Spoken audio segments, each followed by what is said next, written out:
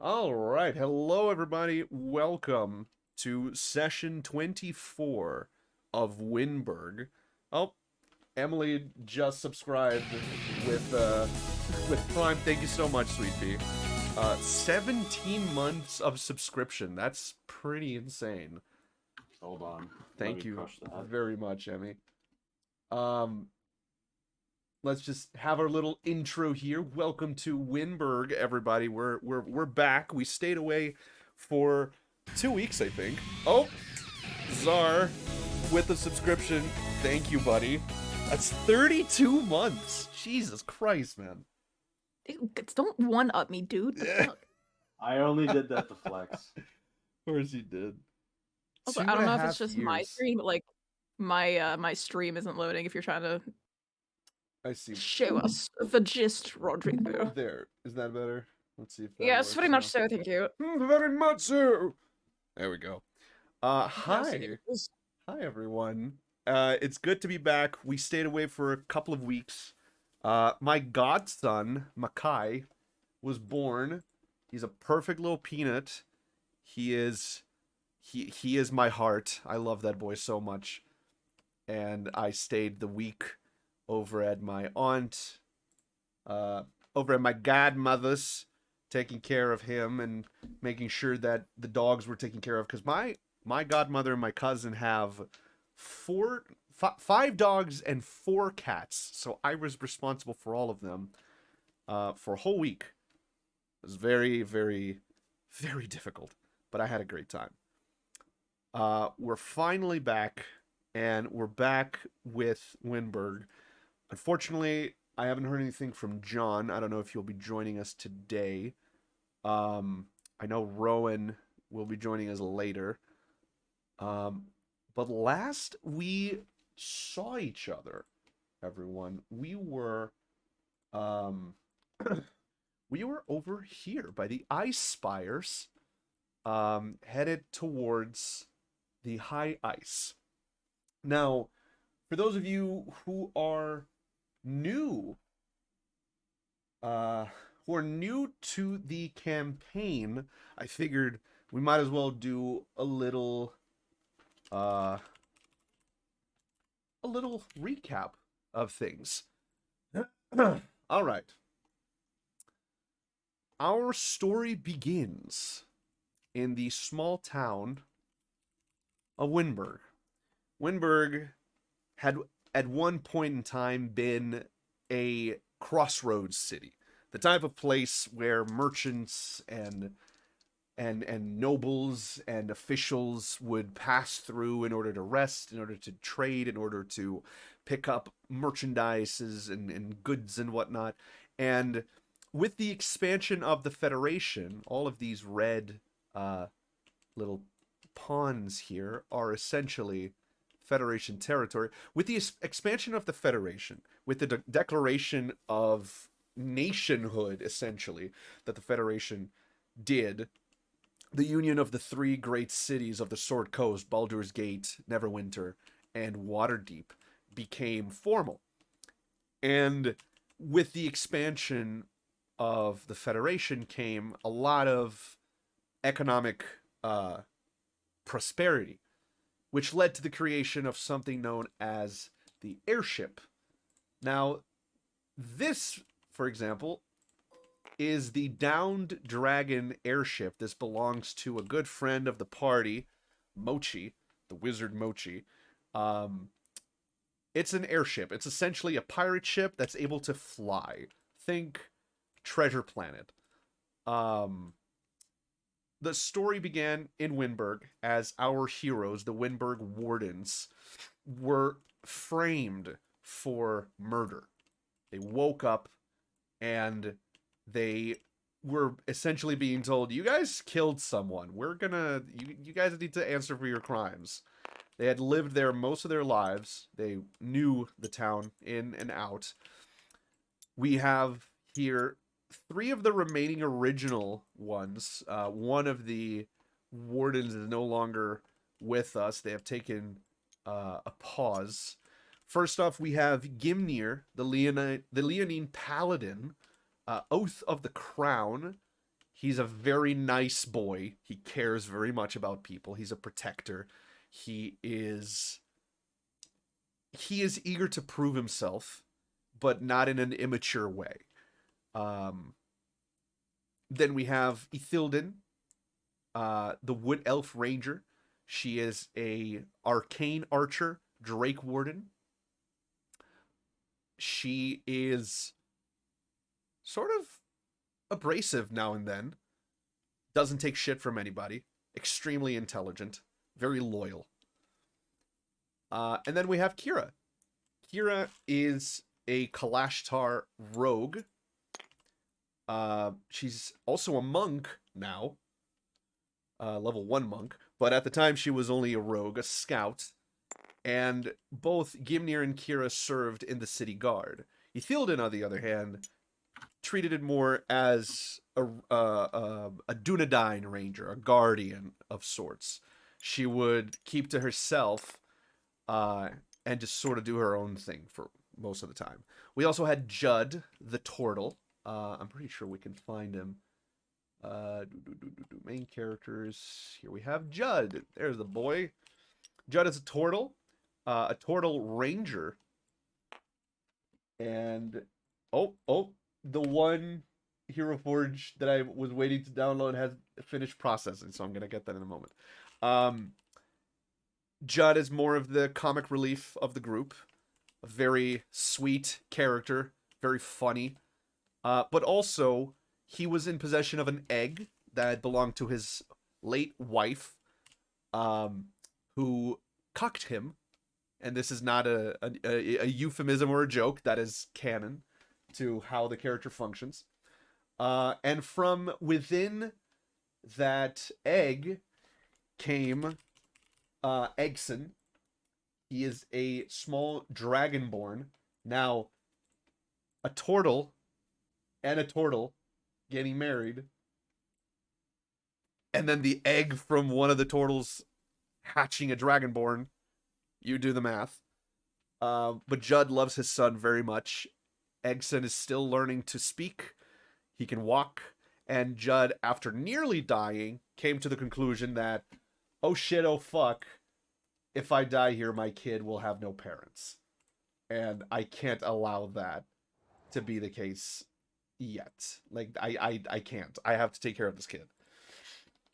The story essentially progressed when a mysterious stranger was found within a place called Galestead Manor, which is, and this is the little town of Wyndburgh. For those of you who are more well-versed with Dungeons and Dragons, you'll know that Wyndburgh is not part of canon in the regular Dungeons and Dragons Forgotten Realms 5th edition stuff. It is in this campaign. It was created specifically for this. It was established in the year 1295. The Wardens essentially inherited a mansion after they cleared it from a vengeful spirit of sorts by the name of Ferdinand Stormskull. They were made the official heroes and official adventurers by Mayor Unwin Teal in Wyndburgh. And they were sponsored by the enigmatic wizard Mochi. Let me see. Let's see if Mochi is here. There he is. There's Mochi. Also, hi, Rowan. Welcome, bud. Hello. Welcome in. I am returned. Hello. They were sponsored and protected by the wizard Mochi, who gave them their first adventure, which was to steal, not the Declaration of Independence, but to steal an oil lamp in order to find a lost treasure in the jungles of Chult. They were joined by a warforged known as Grimorian, also known as Grim. At the time, they didn't know he was a warforged. They thought he was a human. He was able to change his appearance using magic. And during their adventures trying to find the lost city of Omu in Chult, Grimorian unfortunately came to pass, murdered by a dragonborn known as Gary Vertucci. All the while, the Wyndburgh Wardens had assimilated into their ranks a man by the name of Josiah Saltbrook, a warlock from the plain of Eberron, from the city of Fairhaven, who was at the time working as a mercenary in Vertucci's expedition. Thing is, he didn't like how Vertucci did things, so he betrayed him, tried to leave, got captured, and then got tied to a tree and left to rot in the middle of the jungle. The Wardens found him, rescued him, and he became a loyal member of the adventuring party. These guys here. Allegedly, yeah. So far, he hasn't done anything to disprove that. The Wardens were also, at certain times, joined by Kirith. Kirith is a tiefling fighter. She and Ithilden have a really cool friendship. Ithilden calls Kirith horns, and Kirith calls Ithilden ears.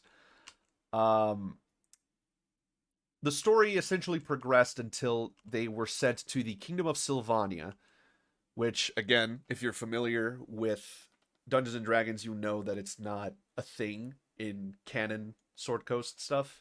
It was also made for this campaign. The Kingdom of Sylvania is a kingdom of elves in what is essentially the Kingdom of Many Arrows.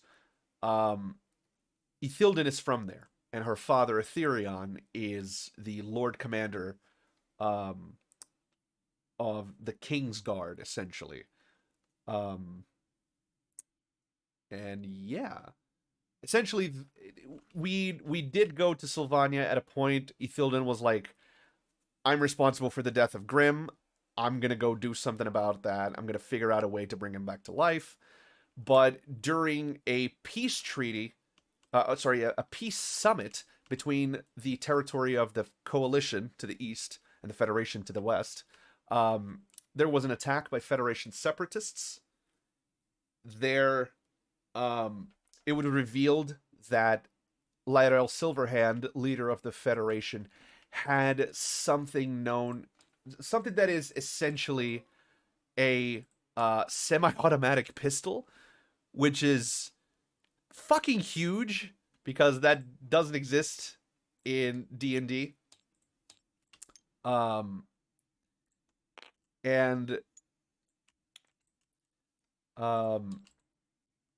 of cemented the Federation as like, hey, we are the top dogs in this area, fucking back off. After that, Ithilden left to go try to figure out how to bring Grimorian back to life. She was sent to find... you were sent to find Hashmal, right? I wasn't sent to find anyone. I left because I was like, no one else cared. And I was like, you know what? Screw it. I'm doing this right now. I'm done. Right. And I happened to run into Hashmal. No, you went to Flint Rock, didn't you? Yes. You were told by Mochi that someone someone around the area of Longsaddle and Flint Rock would be able to help you find the answers you seek, which is a way to bring back a construct soul.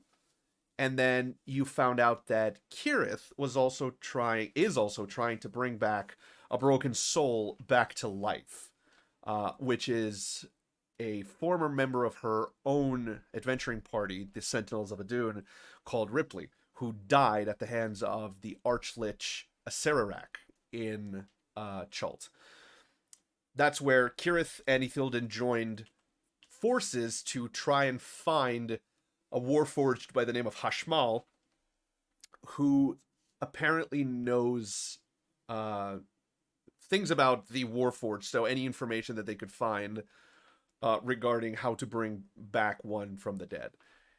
The other members of the Wardens left Sylvania to find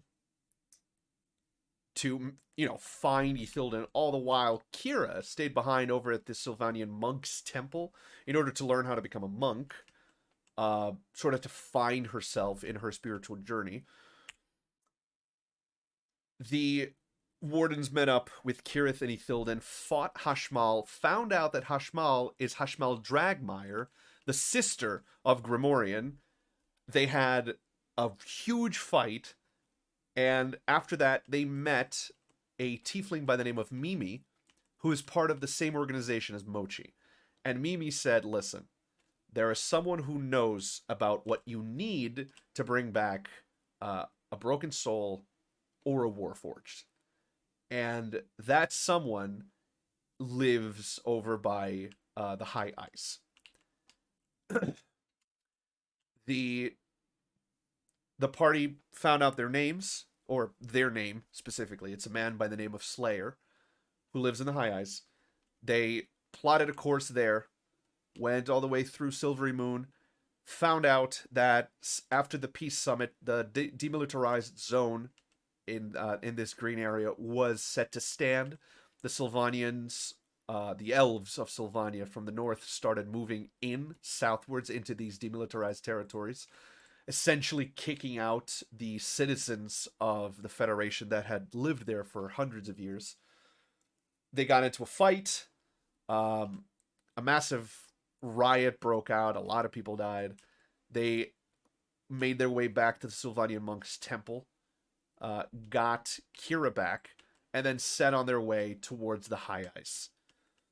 And that's essentially how far we've gotten.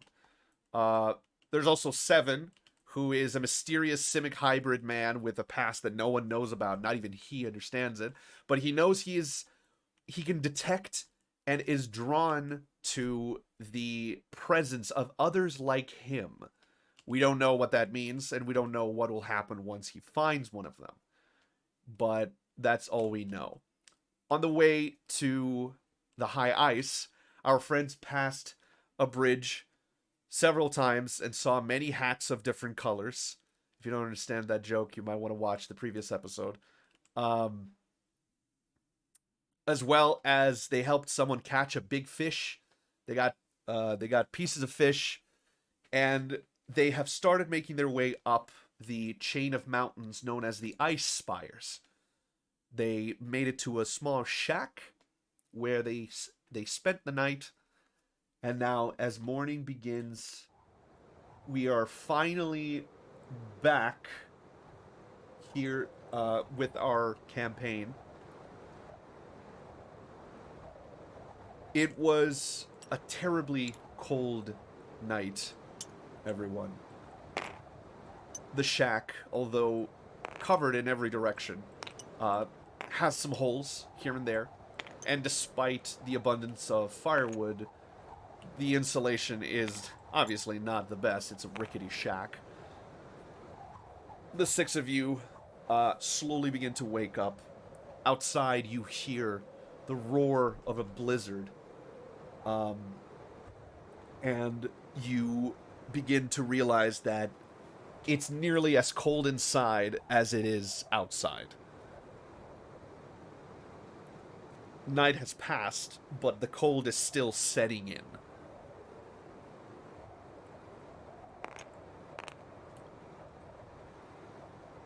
Just to see who wakes up first, can I get d20s from everyone? Oh my god, I didn't even pull up my character sheet. I got a Oh, me 14. neither. Whoops. Hold on. So enthralled with the storytelling. No, exactly. I was too focused on the recap. I'm totally using that as the excuse. That's fair. I was enthralled with my own storytelling too. It's okay. I have that effect on people. Yeah, Rod. Sorry, your voice. It's like a siren's call. Thanks. Alright, we got 8 from Ithilden. We got 14 from Saltbrook. Okay, I'm waiting a minute to roll. Oh, this is not gonna work. Is it super slow? Oh, it's so slow. I do not have any physical dice near me. Could you roll for me just real quick? Sure. I'm gonna go grab some dice. That is a nat 20. Good. Beautiful. Yeah, that's a 20. What do we got for you, Gimnir? Rowan is actually still doing stuff. They're just listening in. I see. That's an 8. So, Kira, you, after all the training that you did with the Sylvanian monks, you're used to waking up early. It's the ass crack of dawn. Light is very slightly peering in through the windows, and outside you see, reflected onto falling snowflakes, you see the light from inside, essentially the light from the fire. Whatever fire is left after a whole night, you see that light reflected onto the snowflakes outside. It's very dark, although the light is beginning to seep in through the clouds. It's overcast outside. And you can swear that the landscape looks different than when you arrived.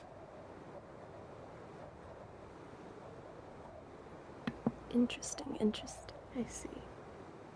I'm just going to continue watching the snow fall and just sort of see what I can see other than that. Okay. You can tell that the blizzard outside, although it is dangerous, it's also seeping into the shack. The cold from outside is undeterred. All right. Too cold for this. And I walk over and I shake Saltbrook awake. Hey, I need a bonfire. Come on.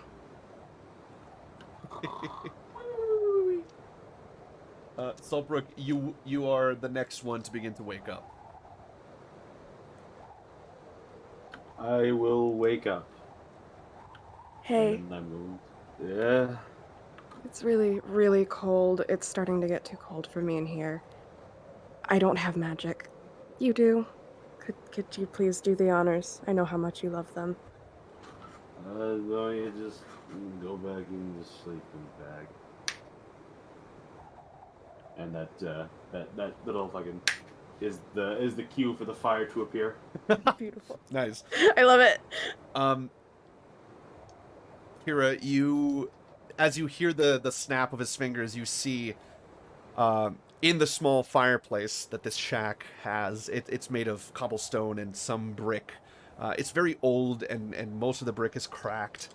As the fire ignites, you see the flame dance more than normal, and it does the sound of flame against wind. Even with the presence of this bonfire, getting close to it, you do feel warmer, but it's still, when you put your hand in like really cold water and then it's regular room temperature water, that's the feeling you're getting. It's warm by comparison, but it's not a lot warmer. Gotcha. Is there anything like different I can sense about this cold? Is it? I don't know how in touch with magic Kira would be for this. You could attempt an Arcana roll for that if you'd like to try and see if there's anything weavy about it. Yeah, sure. Why not? We have a roll channel. I'll just do that. Yeah. Bless you. What kind of furniture do we have around the room, Rod? There are not a lot of furniture. There is a small bedside table next to what used to be a bed. It's broken down. It's essentially just the slats. You're all essentially using bedrolls, whatever bedrolls you do have. I don't remember the command for the channel. I forgot, actually. I don't even Remember, know if you roll in D&D Beyond, it pops up for me with the city, so... Oh, yeah, no, it just takes forever, the little dice thing. So I'm gonna get up and go grab dice. Give me just a sec. You can continue with whatever. Huh. I wonder... Could I? Oh, I hate to be an ass. it's // roll. Okay. Or not. Would God damn it. I take 60 seconds? I have to go warm up the tractor. Sorry. Oh, yeah, sure. Modular. Farm duty calls? Oh, there it is. Oh, there we go. Okay, it's A I 13. think it's just /R. Or a 15. There it is. R/R. Got it. Yep. Okay, so /R. Got it. Okay. Kira, there's a twinge of danger to this blizzard. It's not magic per se. It's not direct magic. It's in the presence of something magical, you would say. I see. Okay. I just walk back over to Saltbrook and sort of nudge his shoulder again because nobody else knows about magic or anything, or like, I don't know. No, you didn't say magic. I'm sorry. My brain is all over the place today. Magic? Well, I need to slow down. It's okay. Um, It's all good. yeah, I start going around and like trying to wake up my friends Okay. to alert them to like the feeling of danger, I guess. Gotcha. Yeah, the next person to wake up would be Gimnir. Okay. What's going on? Hey, something weird's going on. What do you mean something weird's going on? Like weirder than normal, or like? Just get up. Tell me how you feel about this cold. Go look outside. Just don't go outside. Just look out the window. Go look outside. No, don't. Fuck. She's still waking up too. It's all good. It I'm happens. just gonna sort of slide out of his sleeping bag, and he's gonna take a peek outside. Give me a perception check with disadvantage, please. You got it, boss. Give me 1 second. Do you want me to roll for you? Yes, please. Actually, that'd be really helpful. Okay, let me pull up their character sheet and I'll roll. I don't think I have any bonuses to perception, so I think it'd be a straight d20 with disadvantage. That's fair. Okay. I suppose while that happens, I guess I can try and do an Arcana check to sniff out any goofy out magic. 6. Okay.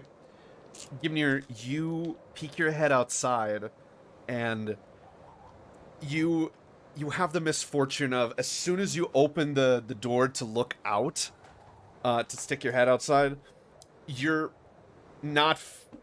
You don't turn your head away from the blizzard. You put your face straight into it, and the wind just blows directly into your face.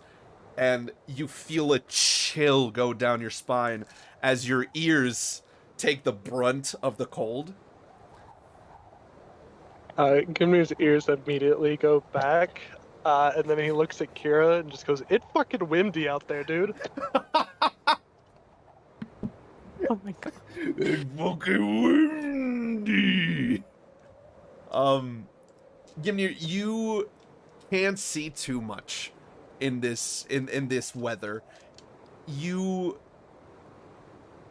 directly ahead of you, while opening the door to peek out, you see more up the this chain of mountains, but you can't discern any specific shapes or things in the blizzard.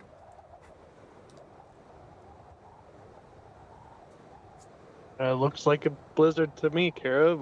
What do you mean it's odd? Just the cold. It's a lot colder than normal. And also, I told you not to go outside. I told you to look outside the window. I rolled a So don't 21 complain about the for- wind. I rolled a 21 for the Arcana check, by the way. Okay.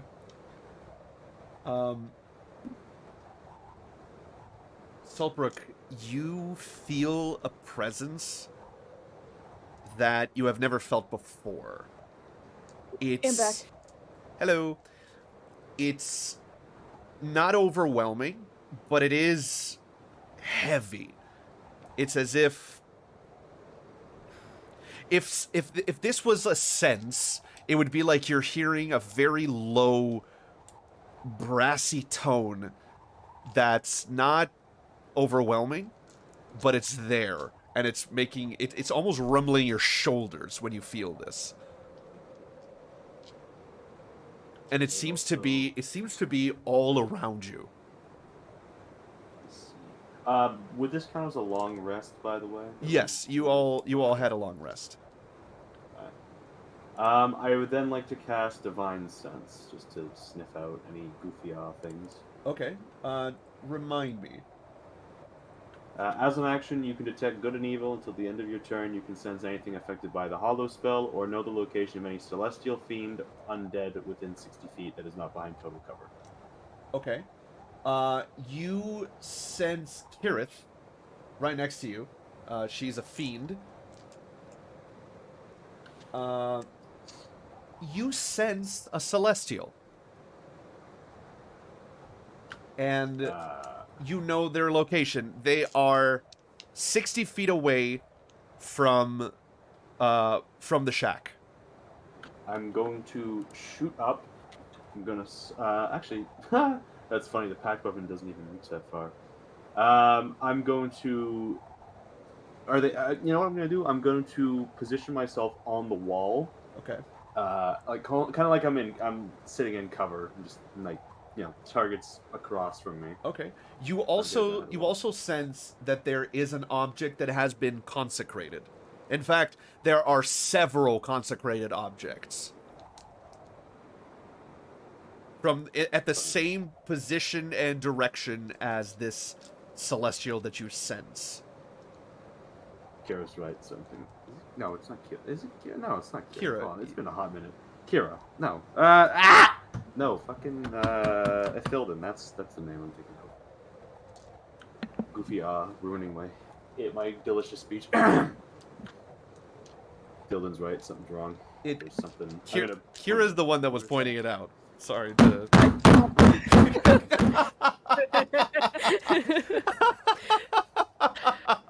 hold on. Let's go back. Kira's pointed out. I'm going to be like, hey. Yeah, Kira's right. Something's not right. And I'm gonna point in the direction. This poor man just woke up, immediately made fire, then opened his third eye, sensed some shit, and then is unable to get their friend's name right. Oh my god, that is really funny to me. He still has sleep crusties in his third eye. Oh, that's actually funny. So true. I like that. Yes, but I will point in the direction and say, there's something celestial and some consecrated objects 60 feet that away. And I point in the direction. Okay, so I'm not crazy. Let's go. No. As you were all speaking, Ithilden, you are awake. I am snug as a bug in a rug against my literal heating pad dragon. I need you to pick a number from 1 to 4, Ethel. Why? Just tell me. 1 to 4. 3. Lucky. Ethel, as you open your eyes, you notice that you are holding on to Thalion, and you do feel warm, but between you and Thalion, you feel a small little poke against your clavicle, a sharp little poke on your clavicle, and you notice that Kirith couldn't help herself and managed to get in between the two of you. You notice that she is shivering. Oh, like reverse spooning this giant woman. Oh my god, that's really funny, actually. I kind of like flick her ear awake. As she wakes up, you see her eyes are like so groggy, so heavy, and she looks at you and she's like, "It is not what you think. I was cold." Sure.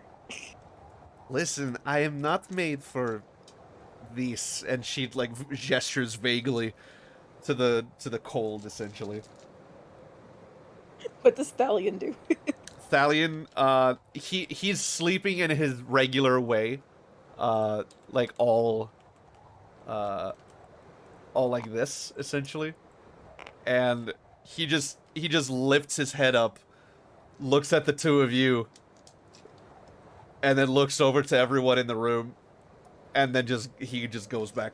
He begins to go back to sleep, but you notice, Ithilden, that he lifts his head back up. It's almost like he did a double take. He lifts his head back up, and you see the scales on his back are essentially like waving. There's like a wave of scales. He's reacting to something. Yeah, can I like sense like through our bond like what he's feeling or sensing? He is intimidated. He's feeling intimidated by the presence of something. She kind of like gets up on one knee, you know, like kind of like readies herself, Uh-huh. but then like asks Stallion like what is that? Big. Huge. Don't like it. And it probably doesn't like me. Kylo Ren, for the fuck's sake, come here. That's her Sorry. cat, by the way, everybody. Come here. I would like to cast Primeval Awareness. Primeval awareness? Yes. Okay. 1 second. Let me just check something. Yeah, okay.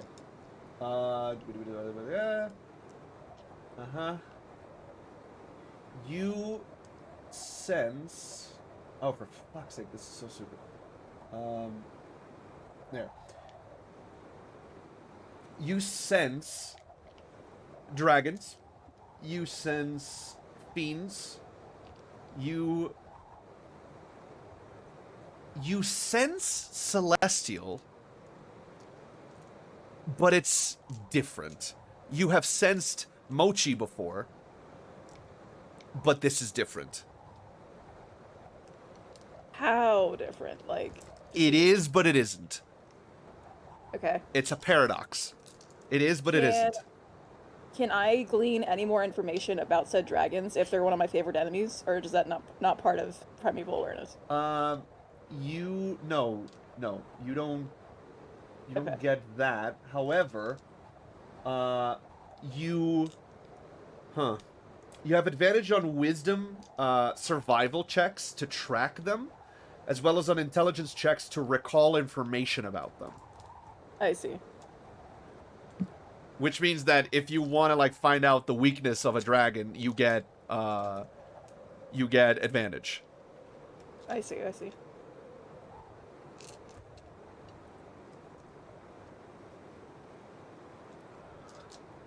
Okay, my cats are having a fucking stroke. Thalion stands up and essentially starts looking around. You see that his eyes are darting around the room.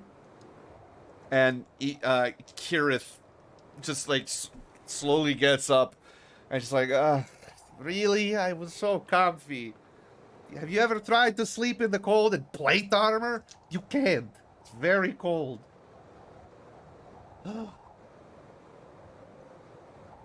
Ithel just At kind of this like point, looks at her, Gimnir, come on. at this point, Gimnir pipes up and is just like, "You slept in your armor? You didn't? I prefer to be comfortable when I'm sleeping." She just like shudders at the thought. Oh, I see. You're one of those who is most comfortable when impervious to most forms of vulnerability. No, see. I am most comfortable when not sleeping in the same room as a naked man. I don't sleep naked. Could have fooled me. I just have a lot of fur. Yeah, speaking of which part is like your skin and which part is your clothing? Because you have fur everywhere. Oh my god, not now. As you say that, Saltbrook, the feeling becomes more intense. You also notice that Thalion is becoming more and more agitated. Would you stop bickering? We have a problem to deal with outside.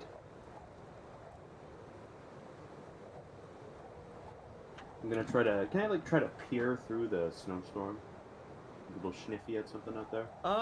Perception. Me win the perception check. Me when it's I mean, 13. Yeah, I'm maybe also gonna look. maybe if we're lucky, it'll stay outside in the cold.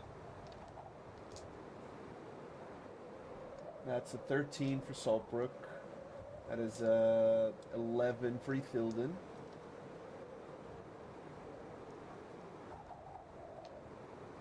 Kira, are you also checking? Yeah, give me just a sec. Yeah.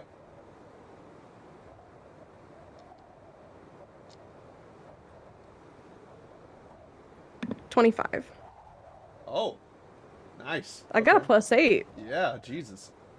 Kira, as you peer outside, you notice that the turbulence in the air causing the snowflakes to move to one side or another, it's rhythmic. It's shifting directions rhythmically. There's a beat to it. And Like, deep in the white noise of the wind around you, you seem to hear woo, woo, woo, woo. Just this bassy sound that's permeating the white noise.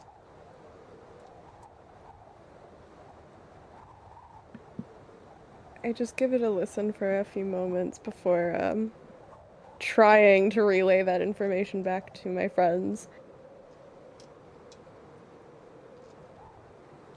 by this point, can like we hear that as well? Um, Like, is it getting closer? Kira, do you share that information with them, right?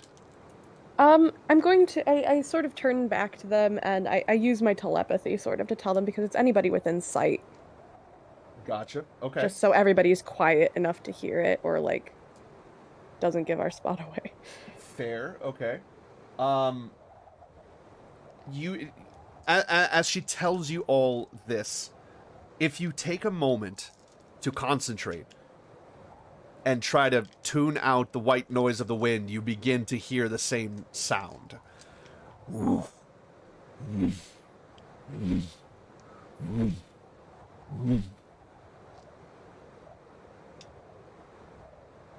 I like immediately like reach to string my bow and like, you know, pull my shit together and I was like, my money's on dragon and a big one. As you say that, Thalion turns over and looks at you, and there's a look of confirmation in his eyes. She just kind of like goes back to like, you know, like tightening her arm bracer and shit. Yeah, definitely dragon. Okay, guys, I need someone to help me put on my armor. Otherwise, this is gonna take me like 10 minutes. Kira's already grabbing his armor. She's used to it. She's used to this. Already got it. She's got running hers with a on. little plate over her head. Like He's already freaking out. She's just like already hoisting armor onto his shoulders. That Got is- you already, his bud. fur is all like prickled up down his spine. That is really funny. As you continue to hear that rhythmic noise outside, Kenneth's ears perk up, and she looks at you, Ethilden, and says, "Yeah, that is a wing beat. I've heard of those before. And judging by the size of it and how long it takes, this isn't gonna be good." Saltbrook, outside, you notice that celestial presence is coming from a different direction than the sound of the wing beats. It's two separate things. The presence is that way, the beats are the other way. So We're being surrounded. the presence, Saltbrook, I'm going to use a yellow to mark divinity. While you're marking, I'm gonna make my remark. Gimni's like, well, maybe they're going towards each other and not to us. Because why would they come to us? The wing beat seems to be coming from roughly this gray circle, Saltbrook, you know that the divinity or the celestial is coming from this area specifically, right here. Like, you know, pinpoint where it is. Yes. And just to give Am I enough of a dragon nerd that based off of wing beat per second or whatever, I can tell how big or what kind of fucking dragon it is? you have advantage on that kind of check, so go for it. Roll with advantage. Nature or perception, I'm sorry. I would say nature. Gotcha. Yeah, roll 4. Great, let's roll that again. Yeah. And 12. Wow, you, great. you do have inspiration on it. Do I want to use that right now? No. That's a question. No? Respectfully, gang, no. You got a 12, right? Okay. Yeah. You can tell the following things about whatever it is that's out there. Based on the rhythm of its wing beats, this should be an adult dragon, but there's an eagerness that is characteristic of a young dragon. The size of it, it's a bit off. This is bigger than a young dragon would be. But it has the size of an adult dragon, but it acts like a young dragon. That is what you know. All right. One.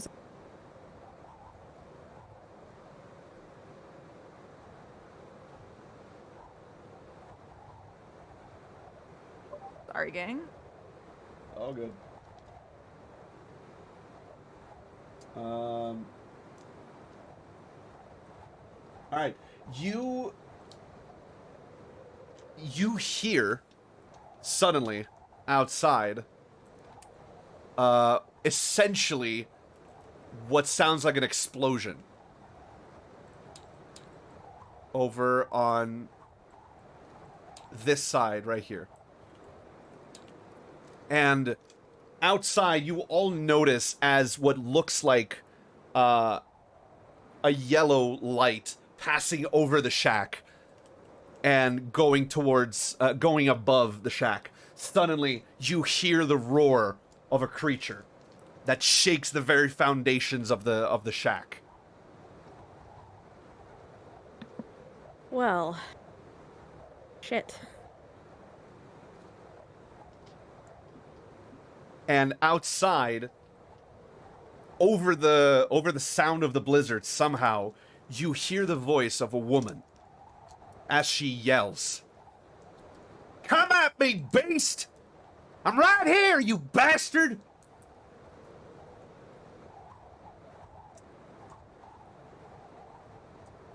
Living for Appalachian mommy voice. Gimner just pipes up, see? Going for each other, not us. Not our problem. I am the Hammer of Bahamut, and I won't let you eat those people inside that house. And then another flash of light flies over the shack, and I'm gonna need everyone to roll acrobatics, please. No, dex Well, now it saves. sounds like our problem. Dex saves, well- everyone. But I just rolled a good acrobatics check. You can keep that Hey guys, one if just you- remember, you're all within like 10 feet of me. You all have like a +3 to your saves. Yay! That is true. That makes that a 12. Yeah. Oh man, that means I get +8 to this. Jeez. 20. Okay. 24 for me, Thilden. And then, okay, Kira. Thalion. Emmy, roll for Thalion for me. Okay, a deck save. Yeah.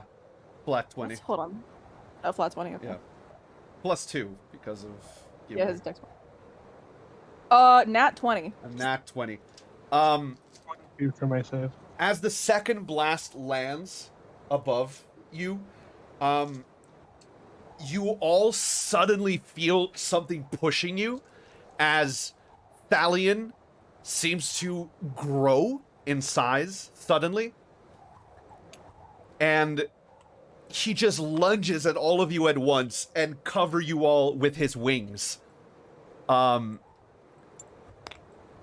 he while covering you all with his wings, he just bursts through the wooden walls of the shack. And as he does this, you are all able to essentially peek through the gaps of his protection around you. You see a massive white dragon just falling on top of the shack, and just breaking it into pieces. And it roars at you all. The shack completely destroyed. You all managed to land on your feet because of your good rolls, and also you weren't caught in the in the collapsing shack. Thalion faces this dragon, and the dragon faces back at Thalion, and the two of them roar at each other. And as they roar, the sheer magnitude of their power seems to push the snowflakes upwards. And when they stop roaring, the snowflakes begin to fall again. Next, to your right, to all of you on the right, you see a woman. A tall woman. Nearly 8 to 9 feet tall. Wearing a red cape. With platinum blonde hair. Very similar to Ethildin's, though lighter. And in her hand, you see a spear. This woman wears a mask covering her face.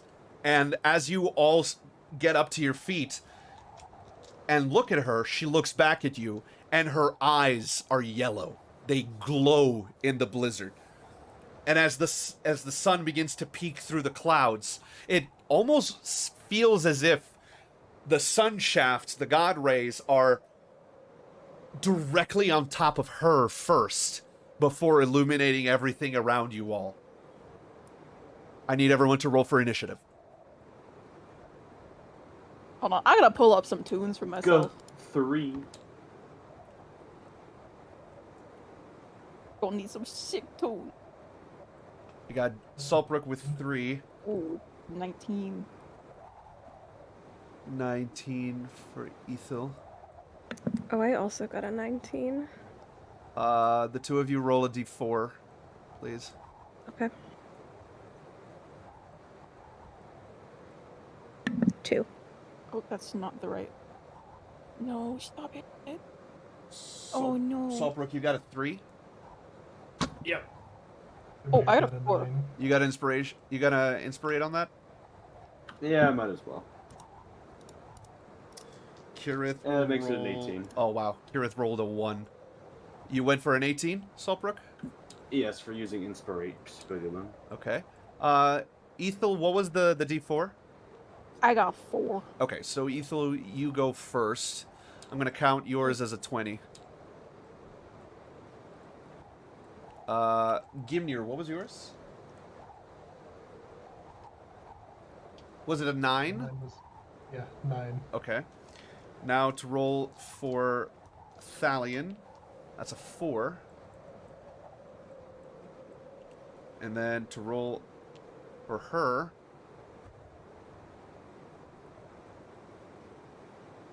That's a 19. Does she have a plus? She has a +4, so she does go first. So 23. And our buddy, wow. Our buddy rolled a 3. That's rough. Okay. First up, we have the mysterious lady. She looks at you all, and she speaks in a booming voice with an accent that none of you are familiar with here in the Sword Coast. But there's something about her voice that feels very comforting. And she looks at you all and says, "Well, good job not being stomped on. Now, allow the Hammer of Bahamut to take the first honors." She will measure movement. Let's see. Okay. She will move. More like Baja butt. She will turn around. She will run 40 feet forward, and she will hit with a javelin. She just pulls a javelin from behind her cape, and she Out of her ass. tosses it directly onto the dragon, and it'll hit it in the sides, and she'll throw it again and hit it for a total of 13 damage.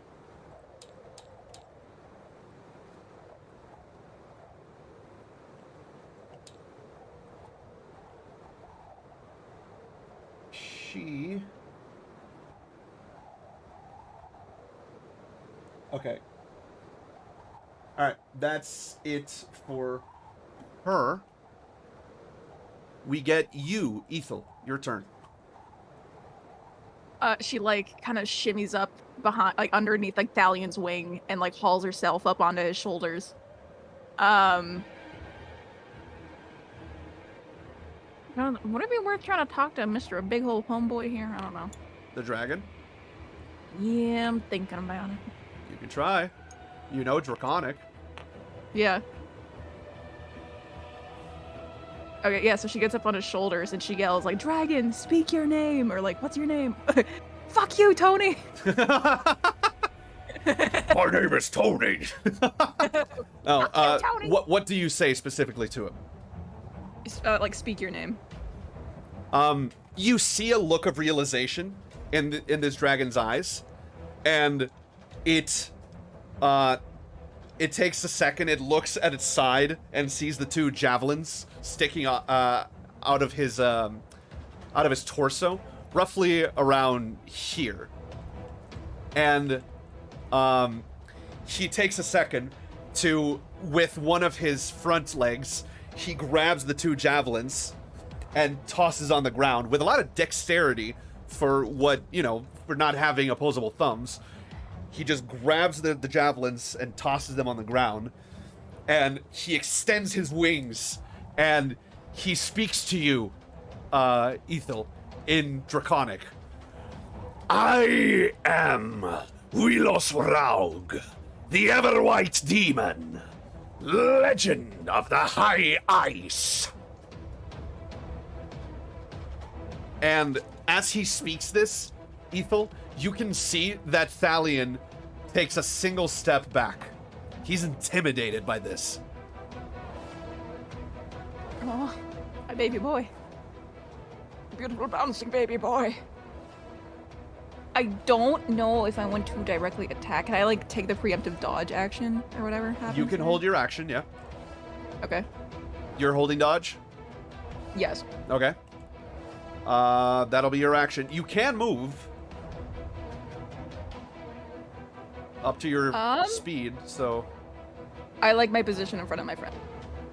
Of Thalion? Well, I am on Thalion. Oh. Okay.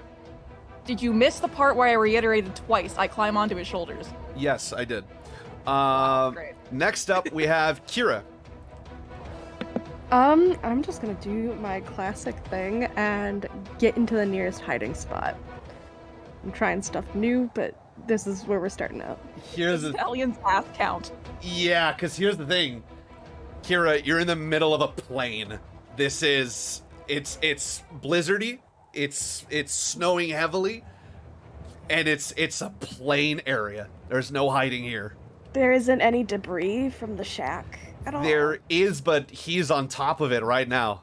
Oh, gotcha, okay. I will summon a minor illusion rock to appear. It's okay. No, it's okay. Well then I'm going to just try my best to dash to a spot out of its line of sight for now. Just sort of keep myself out of, not out of sight, but just... Your speed is 35, right? Yeah, it's 35. I'm just trying to stay blended in almost, like, Well, you gosh, I can't think of the word. you can hide with with your cunning action, since you're lightly obscured, I believe, because of the blizzard. There's just no cover. You can find concealment, but no cover.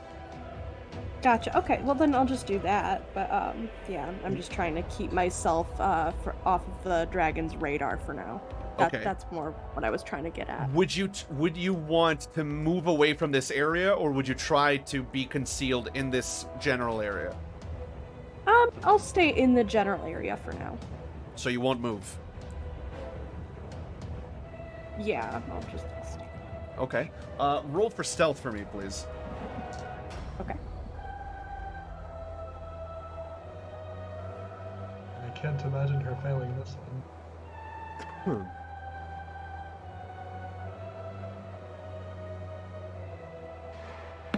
That's a 25. A 25.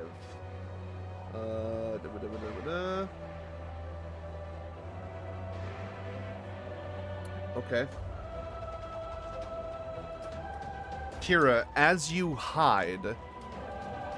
Okay. You do manage to hide. You don't sense the dragon paying attention to you. Okay. Cool. Next up, we have Solbrook. Time to shoot. I think I will probably step to my right here. Get a clear line of sight. I'm going to try and get a clear line of sight on the dragon and the dagon. So you wanna clear everyone to get line of sight. So roughly here. Yeah. All right, that's 18 feet. Uh-oh, time for Eldritch Blast. Uh-oh.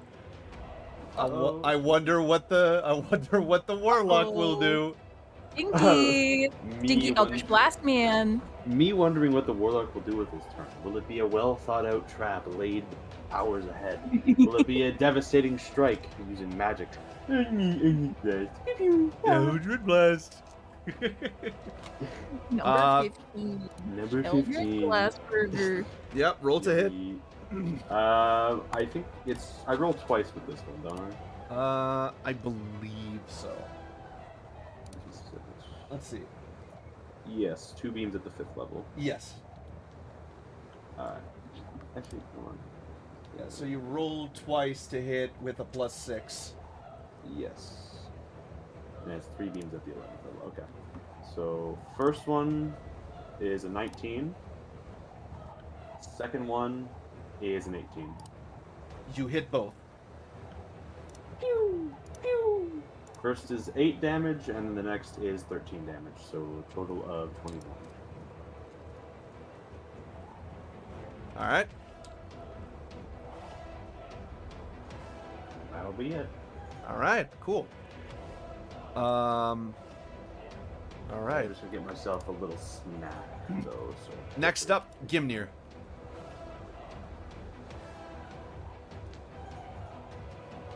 Okay, so Gibnir is going to move to the left of Thalion. Okay. He is going to use his bonus action to cast Shield of Faith on Kira. Okay. And then, as his action, he is going to channel Divinity and use Sacred Weapon on his battle axe. Okay, let me just find Shield of Faith here real quick, because I'm Plus 2 to AC. kind of blind. Am I stupid? I can tell you what it does. It No, I'm talking about Shield of Faith. I'm just trying to find it here. Do we not have one? I don't think we have one. God damn it. HUD markers it is then. I have stumped the DM with a simple spell. It's okay. There it is. Shield of Faith. He thought he was prepared for everything except for the level 1 spell. Yeah. Guys, Fuck use you, one man. spell to stump your DM. There. Fuck you, Shorzy. Fuck you, Shorzy. I Gonna love fuck Mom. Letterkenny. Fuck you, good. Shorzy. Try to stump me Wait, with. we all love Letterkenny. I'm gonna stump your mom with a level 1 spell. You are? Oh well, my mom is here to ruin my peace. On sweatpants. All right. You said Shield of Faith on Kira, and then. Channel Divinity, Sacred Weapon. Ooh. Yes. All right. Oh, yeah, that's the end of my turn, but I just want to let you know I now have a +9 to hit with my battle axe, so. Whoa. Hell yeah. And bright light for 20 feet. Uh-huh. Bright light for 20 feet. Interesting. Dim light for 20 feet beyond. I see.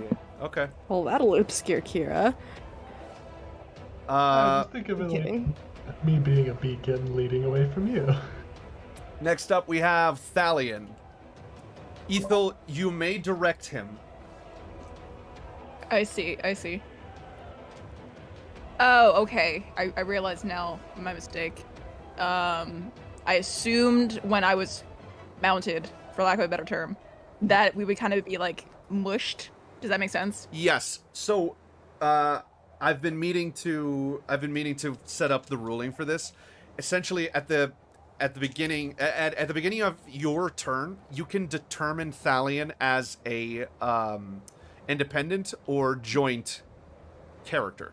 Essentially, I see. Okay. if you do independent, then you can direct him as like a separate thing, right?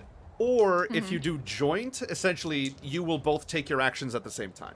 I've been meaning to talk to you about this, and that's my mistake. Okay. Then preemptively, then like yeah, my first turn was I guess by riding the boy, we are going to be going as one unit for this one. Okay, you still get his action. You won't get his movement, but you will get his action. Okay. Do I want to engage?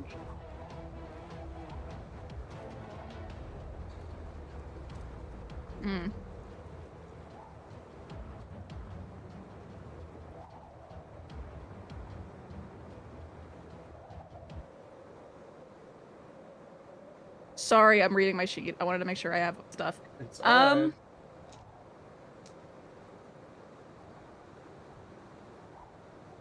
I want to move closer to Mysterious Lady.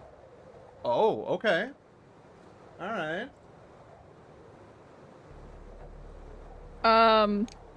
Maybe like within what is? Oh, Thalion, no! Don't rotate him. Don't dead fish him. That was Get very, rotated, loser. that was Get very rotated, funny. loser. Observe. Hold on. I think I have Do you have like a combo? mounted. Do I? I don't know. I don't think so. Oh, did you? Thalion. I thought I did. No, I do not. That's fine. That's fine. We'll just move the two of you together. Okay. I once again went to take just like the ready action. You're gonna. But I okay. Yeah, like I don't know if I want to engage homeboy here because here's the thing. Not all dragons are bad dragons. How about that? Not all dragons, actually. Yeah, not all dragons. I have a dragon friend. Oh my God, you went to the straight white woman thing. Yes, that was the joke. And she kind of like calls to this woman like, did you provoke him or did he provoke you? Not a matter of provoking. I serve the dragon god Bahamut, and this one right here does not. I'm here to make sure he does. That is She kind of like religion. thinks for a moment and like That feels a looked little at her bow and extreme. was like, all right. What, you not know what a legendary dragon is? I was like, I'm not gonna fight something if it's not meant to be fought. It's a legendary dragon. It's meant to be fought. That's what they crave. So you're just gonna give it a fight? Someone is. She cracks her knuckles. Someone is immediately like drops into battle. What you doing? I mean, that's. I'm just like holding the ready action for a minute. That's what I'm For doing. dodge? Yeah. Okay. Next up we have not Solbrook because I fixed this. Okay, Wheelos Raug. He turns towards you as you move, Ethel, and he looks at Thalion, and he speaks in Draconic. What of you? What is your name?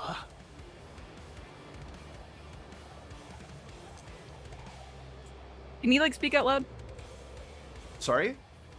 Can Thalion speak out loud normally, like a great dragon He could? can speak in Draconic. Yeah. Thalion stops for a moment and looks at you. Sort of waiting. She kind of like hunkers down on him. Like, oh, you tell him your name. Tell him proud. And you all see as Thalion takes a deep breath, and the step back, the back foot that he was essentially putting his weight on, he shifts forward, and his scales seem to illuminate with fire from within. And those of you who don't speak Draconic only hear a roar, but Ethilden, you hear, I am Thalion, and I stand defiant. And Wheelos Raug essentially looks at Thalion and says, yet a dragon you are not. And Thalion seems a bit confused. Wheelos Raug charges towards Thalion. You just see as he just beats his wings back in one giant motion and just explodes forward towards Thalion. And he will throw a cold breath, which is, let's see. What is the dodge mechanic here? Like, do I just like roll a check and see if I miss? You essentially have advantage on this saving throw. Oh, I see. Because he's not doing an attack per se. He's using a breath weapon. So that's 30 feet, roughly like this. So it'll hit you and Thalion. So please give me a Constitution saving throw with advantage. Okay. Whoa, what is that? What? Well, it just did like this really crazy like stutter slow thing. Anyway, I mean, I 21? got a 21 my first roll, yeah. Okay. Both you and Thalion save, and you will take 22 points of damage each. What? Yep. That's fucking crazy, man. Well, you would have taken 44 damage otherwise. Yeah, it would have taken 45 actually. I rounded it down. Goddamn. Wheelos Raug, after he just, you just see this dragon as he blasts forward. Again, you see the snowflakes essentially stop in the air as it moves, and you see its chest just light up in this white blue light, and from its mouth you just see this massive icy blast explode forward. And Ethel, you were ready for it, you were waiting for it, but as you try to jump out of the way, it hits your leg, and it just creates this crust of ice around it and locks you onto the ground. And you just feel these razor sharp icicles just pierce into your flesh, almost as if the ice is moving on its own after forming.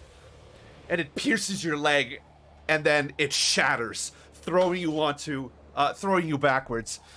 And Thalion is huge, so he's stuck in the middle of this entire thing, so he's not able to get out in time.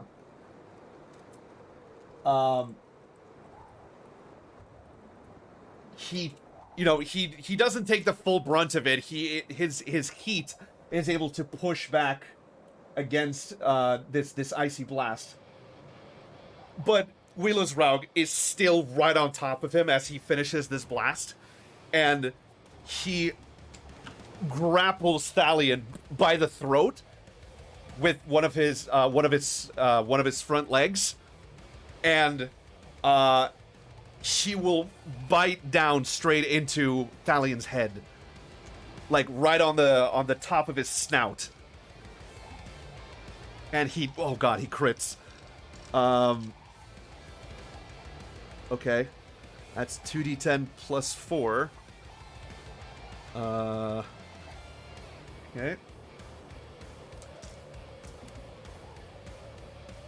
Oops. That's not a d10. Okay, that is 14 plus 4. That is... Jesus. Wow. Really? Okay, that's 18 piercing damage. And then we add in 1d8 cold damage. And that'll be 7 points of cold damage. And Thalion is currently grappled. So you all just watch as this massive fucking thing just blasts itself forward, beelines for Thalion.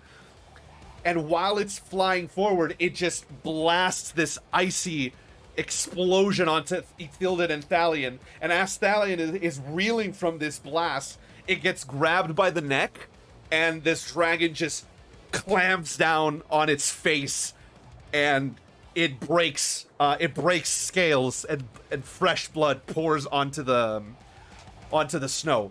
And Thalion is he just puts both of his hands against the dragon's face, trying to pry himself off. You see as his wings start beating backwards, trying to release itself from this grapple. Finally, it's Kirith's turn.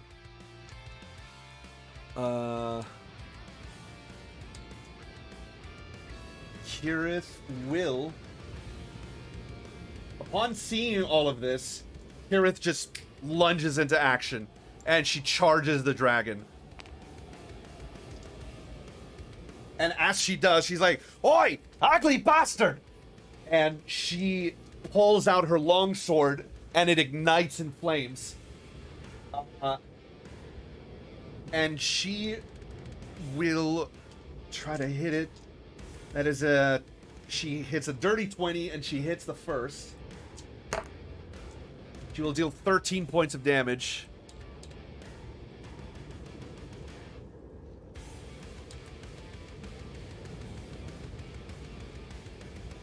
Yeah, and then she'll attack one more time with it, trying to break the grapple. She hits a 25 and deals 16 points of damage. And now, and as she does, she, on the first attack, she hits it against the chest, and then she sweeps upwards with the flame sword and hits the jaw of Wheeler's Raug, causing it to release Thalion at the last second. And now we have, the mysterious woman then, upon seeing all of this, she will charge. 1 second. I didn't realize I was muted. We're back to her already? Yeah. Did Gimnir go? Gimnir went, cast Shield of Oh, I'm Faith. sorry. That's right. I'm sorry. Yeah. I just want to make sure my... Yeah. And I mean, if I miss anybody, do let me know. Okay. Celestine.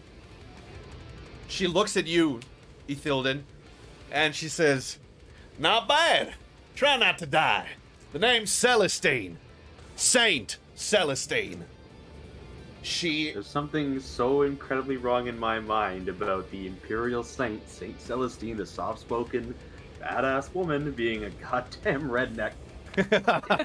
she explodes forward in a charge. You have something against rednecks, bitch?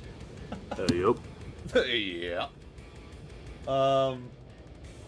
She explodes forward, and you just watch as her. She has a spear that she's carrying, a halberd, and it becomes coated in this divine light, and she will rage.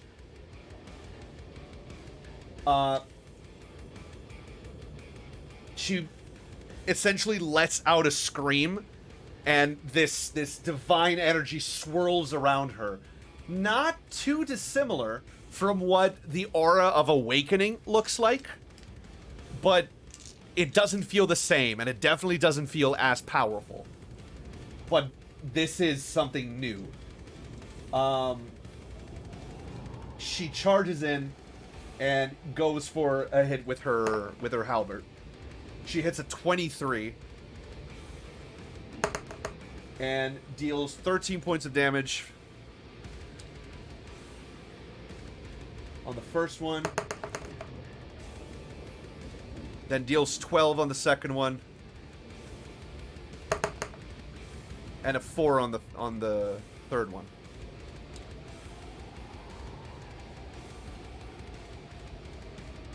Actually, she actually gets more. Gets +3 to each one of those because she was raging. So that's 16, that's 15, and that's 7. Wow. That looks like shit. There. 15. You look great, sweetheart. Thank you, honey. Don't tell the others that I suck. But you don't suck. There, 16, 15, and 7.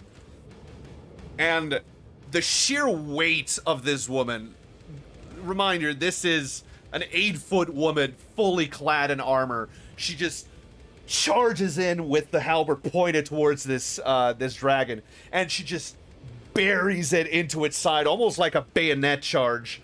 And with her entire weight, this is a large enemy. And with her entire barbussy. She pushes it back away from you 5 feet. Dealing all of that insane damage. Next up from Celestine, we got you, Ethel.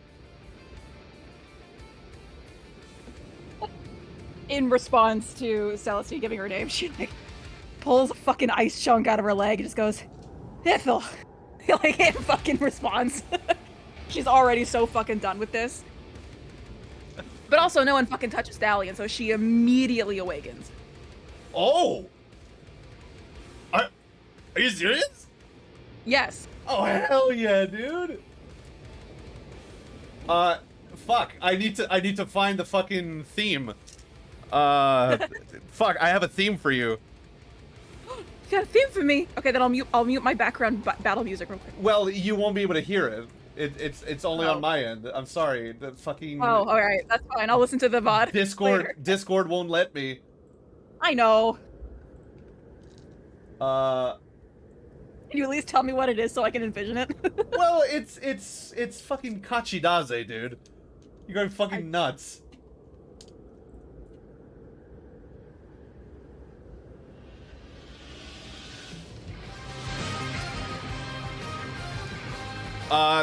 You all watch as Ithilden on top of Thalion. You're on top of Thalion, right? Oh, I thought like with the ice blast you kind of knocked me off. Either way is fine. No, I'm asking, are you on Thalion right now or not? Yeah. If you're giving me the choice, yeah. Okay.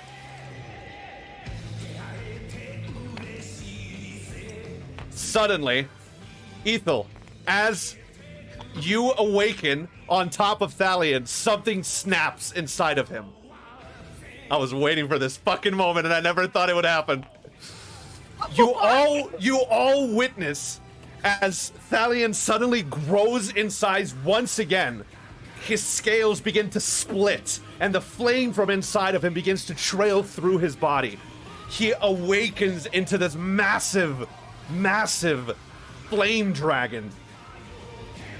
And Ethel, you obviously are also awakened. Where is it? Where is it? Where is it? Where the fuck is it? Yeah, okay. There it is. You're now awakened. Go nuts. Oh my god. So I would like to also immediately use my exchanged feat that you and I discussed. Yeah. To negate the disadvantage on a called shot. Okay. What are you shooting? His eyeball. You're going for his eye? Yes. Go for it. Roll to hit. Okay. Listen, I'm being a dramatic bitch today. She's like, I gave you a chance to play nice. I love it. I love it. Oh my god, there it goes with the... Oh, it was so close to a nat 20. Inspiration. Fuck you. Come on, come on. Does a dirty 20 hit? A dirty 20 does hit. Ethel, tell me how you hit this shot. Tell me everything about it. She's up on Thalion's shoulders, and he like almost immediately, like instinctively, kind of lowers his head, and they're facing what's his name? Wheelers Vraug. Well, yeah, that. And I ain't saying that shit. She holds her bow out and just like draws back this one arrow, runs her fingers over the fletching, and takes a breath, and just launches this thing right down Thalion's neck. As the arrow flies true, you all witness as it just hits and penetrates into Wheelers Raug's eye. It roars. It just reels back in pain and roars, and as it does, this icy blast just explodes upwards, missing all of you. And as he returns, he takes a moment, just shaking in pain, fresh blood pouring out of his eyes, and he just stares at you, Ethilden, and under his breath, no, you actually hear this, he looks at you, and then he looks at Thalion with his one remaining eye, and then he looks at you, and in Draconic, he says, "Dragon's blood. I welcome your challenge." And wait, can I like yell and roar dramatically myself, because I am being a dramatic bitch today. Fucking I have to. do it. I'm not doing it IRL. My parents are gonna yell at me. Put inspiration on your page for that. Fuck you, thank you. I love you. I love Dungeons and Dragons. I know. I love it too. Yeah. Do you want to do anything else? Fuck, can I heal with a bonus action? Is that allowed? Yes, you can use a healing potion with a bonus action. Sure, I'll go ahead and do that. But you have to roll for it, yeah. Yeah, what, D8? 1d10, I believe. Okay. Oh my god, these slow ass, what is happening? Oh, 3. Wow, I got 3 points. Okay, well, heal that. Oh, I got 3, baby.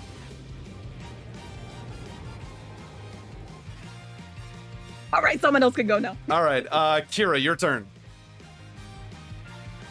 All right, well, while this guy is like distracted, I'm going to try and get up as close as I can to hit him. Okay. Just sneak attack. All right, go for it. Roll to hit. Hold on. Sneak attack. I'm just... Okay, cool.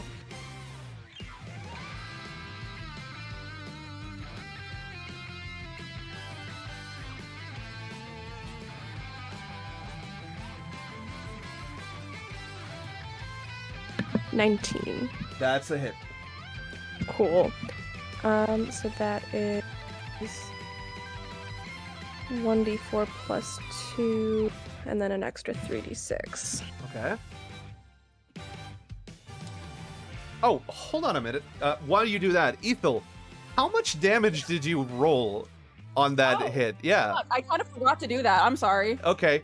Kira, give me your damage, and then Ethel, then give me when you can. Okay, how much am I like adding and calculating for? Like, does You're with a does called the shot. awakening? With a called shot. Okay, magical property. The attack deals magic damage, but it's just regular damage in this case. Double damage. You deal double damage on every attack roll. So roll for Okay, damage so and then that'll be- double that. Okay, Kira, so how that'll be much? 14 plus. Was there like what +2 for like an eye shot? I think on that cheat sheet. Wait, Oh, wait. what did you say, Sweets? Yeah, so that'll be 14 damage. But then was there like a +2 or something for an eyeball shot on that little cheat sheet? No, that was the No. AC. It went up. Oh, I see. Okay, never mind. Yeah. Okay, 14 damage. So that was you dealt 14. You dealt 14 damage, so we double it to 28. No, I already doubled it. You So dealt. It was only 7. Oh, I see. Okay, that's fine. But now his perception is cut in half, essentially. Oh, fuck yeah. Man, that helps Kira a lot. Exactly. Wanna know why? Because he has fucking blind sight. Kira wouldn't have advantage if it wasn't for that Oh yeah. for I'm that surprised. for that eye shot. Just- True dragons have true sight. That's fair. I did not know that. All right. The damage I did was 14 total, 14 and total. I'm going to use my I'm going to use my cunning action to hide again. Sick. Okay, you're hid. We got Saltbrook. Uh-oh, combo time. You going for a combo? Fuck yes. I'm gonna trundle my ass over to Gimnir, Okay. and then I'm gonna say, "Hey, Gimnir, remember that time we both went flying? It's time for you to learn to fly on your own, pal." And I'm gonna cast flight on Gimnir. Oh shit. Gimnir smiles and the flight is transferred. Hey, you want to do a high five? We'll do a high five after. Alright. It's, Um, so he's going to use the flight to as high as he can above the dragon. Well, hold on. Saltbrook, what is the combo that you're trying to do? so basically, I'm going to drop Gimnir like a meteor onto the dragon. That's Okay. okay. That would steal. That's still gonna deal fall damage to Gimnir. We've discussed this. No, it's fine. We did this. Are you sure? Yes, I'm going to narrate what we're doing. Okay. How high are you gonna take him? Fly has 60 feet, and since he's kind of a little bit away from me, I'm assuming it's going to be 50 feet. 50 feet. Hopefully 50 feet. I'm pretty sure that's the max distance I can go with fly at the moment, because I'm having to move forward towards him and up the 50 feet. Okay. I'm just... Okay. Okay. You so, fly 50 feet up in the air. So Gimnir flies up, and he takes his battle axe in both hands, pulls it back behind his head, and just yells down to Saltbrook, "Now!" That's the flight. Okay, both of you. Gimnir is... I need both of you to roll Hold on, d20s one for second. sync. Okay. I know. I hate asking for it right now because it's such a cool moment, but I need you both to roll it for sync. Hold on, I hit a 3. I'm gonna use My Dark God, One's we both rolled a 3. You're count for you're something. you're very in No. sync. So true, we are actually completely insane. I might have. I'm gonna roll Dark One's own luck to get a plus. Get a D10 extra onto the roll. That's really bad. Come on. Wow, that adds 1. Oh, to it. God. Excellent. That's a 4. Jeez. Gimnir, are you going for inspiration on that? You know what? I want my cool moment, so yeah. Okay. Atta boy. Inspirate it. Go. That's a 4. So we're both at 4. Jesus Christ. Okay. We're still perfectly in sync. We're still perfectly in sync. No, we are technically perfectly in God. sync. I Oh. mean, it's kind of uncanny. Yeah, this is an act of God, Rod. You should let this happen because it's a 3 and a 3 and a This is 4. a literal act Hold of on, God. wait. This whole- I feel like this This is whole too thing has perfect. made you laugh. This whole thing has made you laugh. It's possible. By your So rules. true. So true. So true. You know what? I'm gonna do a thing that I've been saving for a while. Continue. Continue explaining it. Okay, so as soon as the concentration is dropped, Gimnir swings his axe forward and just to gain the momentum to just start spinning towards this fucking dragon. Okay. Gimnir, Obviously, I'm going to attempt to hit it, but Gimnir, as you grab hold of the axe to begin the spinning motion, you feel that there is another hand with yours.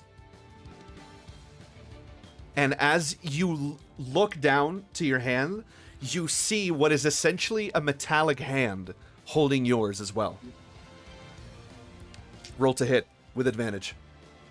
gonna make me fucking cry. You're gonna make me cry, bitch! Gimnir on his way to roll a 1. If that happens, I'm gonna laugh so much.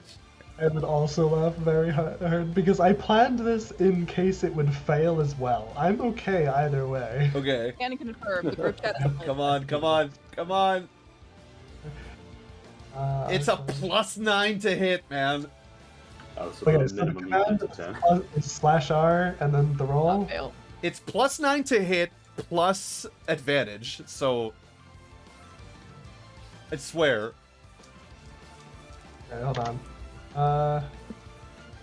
First roll's a dirty 20, so. Okay. Pretty good. Oh wait, hold on. No, I'm it's a sorry. nat 20. It's a nat 20. Yeah! Yeah, baby, you just correct. Tear that 20! Oh Oh yeah. my god. Shitting, vomiting, crying, convulsing.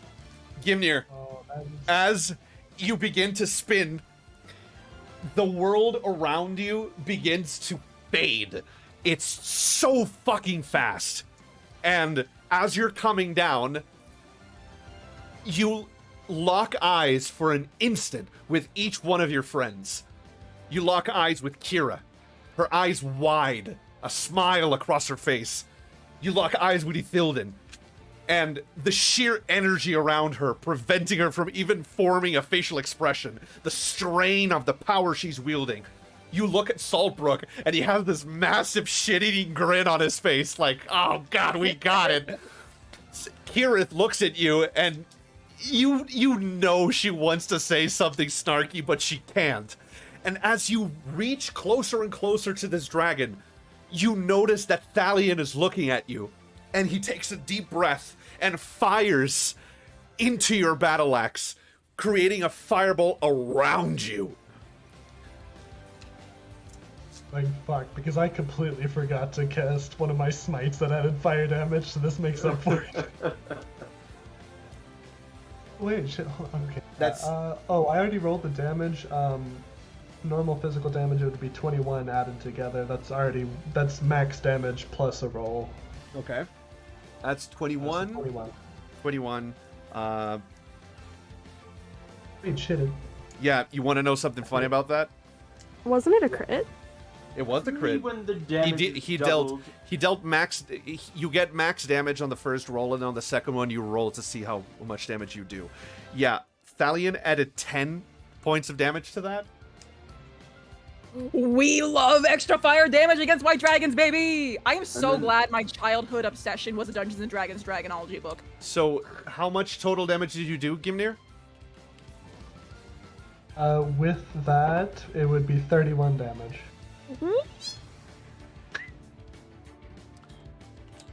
Okay. I'm gonna fucking scream. Gimnir, tell me how you defeat this dragon. You're not killing it, but you're defeating it. Okay, so as Gimnir swings down, are you giving me a little bit of narrative control here? Yes. Okay, cool. So as Gimnir is swinging down, the dragon looks up and sees this fucking cat coming towards him with a fucking axe, spinning so goddamn fast. The axe is glowing. Yes. He's Stunned engulfed for in just flames. a second before he realizes, oh shit, it's coming right for my head. And then he raises up wing to protect himself. Flaming cat ball. I'm gonna fucking scream. Give me a barrels through the wing. Tess, if I don't get a sketch of this by like 3 a.m. Oh my god, I've got so much. But yes, it's absolutely. a joke. I'm just. Gimnir's just Oh. getting rotated in a different way. Yeah. Get rotated, stupid. This poor cat and his equilibrium. Well, also, you're welcome to roll that fall damage now, because Gimnir didn't have a plan after this. I will. Gimnir, as you fall down from the sky, this feline meteor of might, you feel the world just fade. There is silence. There is peace in this moment. You remember the words of your father so long ago. Runt. If you are to fight for something, fight with your heart. Fight with every fiber of your being. Fight for something. Fight not just for yourself, but for all who hope and dream for you. Fight for something, my son, and one day you too will earn a surname, and then you will truly be my son. And you crash down onto this dragon. The sheer blast of arriving down, this impact, you have never felt such strength coursing through your arms. And as this explosion takes place, you're going to take a lot of damage. But you, Gimnir the Unnamed, you have defeated a dragon. All right. Y'all couldn't hear it, but I was playing a really fucking good song on stream. I think you're all gonna... Oh, I will be watching the VOD You're- expeditiously. You're all gonna lose your minds when you hear it because I timed it perfectly with a thing that happens in the song. I can't wait. So, Gimnir, you were 50 feet high, correct? Rectamundo, my sir. You are going to take... It's 1d6 for every 10 feet. Yeah. So you're going to take 5d6. Easy. I eat that for breakfast. 1 second.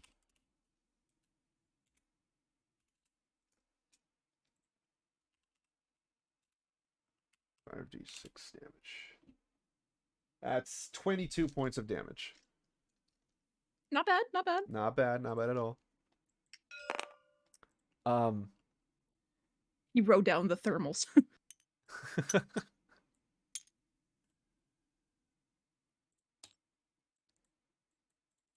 In front of you all, Wheelus Raug struggles to get up. There's still fight in him. And May I? sure. Oh no! Well, if you have more, I'm sorry. I just had a cool idea. Well, if you have something to say, go for it. Okay. Well, so like I'm still like atop Thalion. He like steps forward and like kind of but it's like the white dragon's trying to get up. Just puts his paw, like hand, paw, whatever you want to call it, on his shoulder and like presses him back down. Ithil is just fucking like beaming because like how effing cool is this? I don't care, man. Y'all will just fought a dragon and won. He's just like, you fought well, but you're no longer king here. There is only one king of dragons, and he does not share power. And he looks at Thalion, Ethel, and he speaks. But you should know, don't you, Drake Worm? And as he says this, Thalion shudders. and he takes a step back. His foot is no longer on Ulilas Raug. He staggers to his feet, and he looks around. He first looks at Celestine, and then looks at you, Gimnir. He takes a second to compose himself. He looks at you, Ethel, and says,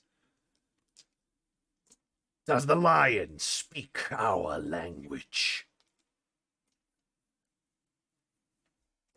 I think this would be a you? convenient time to cast Understand Languages. Gimnir, do you speak Draconic?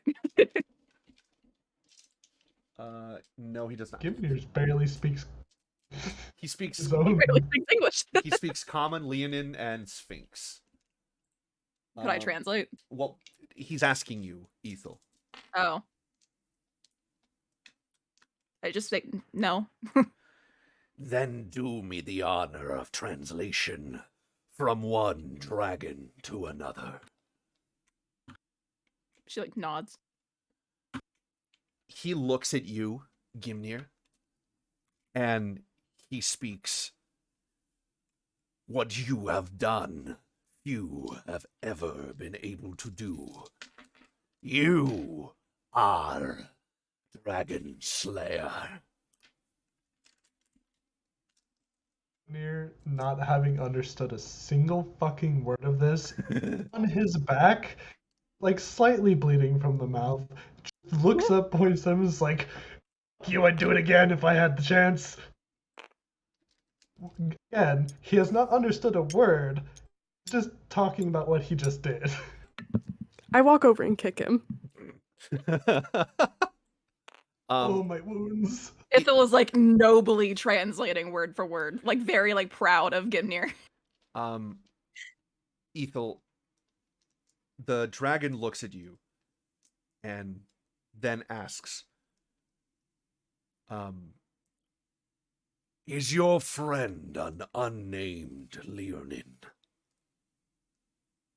She nods again.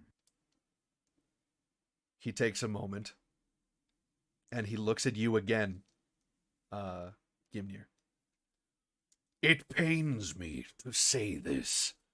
However, I do have honor to preserve.